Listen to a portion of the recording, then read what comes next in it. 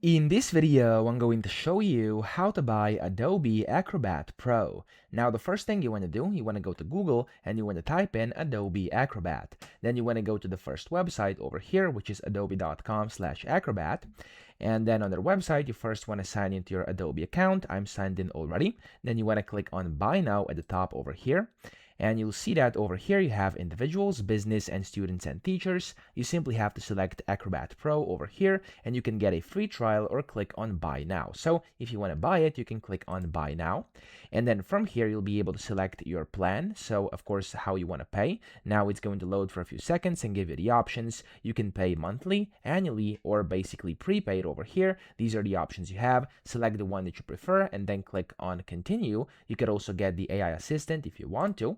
And then when you press the continue button over here, this is basically where you go to the checkout. You'll be able to pay for it. And then that way, of course, you'll be able to basically get the Acrobat Pro subscription. So that's how you do this. I hope this video helped you out. If it did, please subscribe to the channel and help me out as well.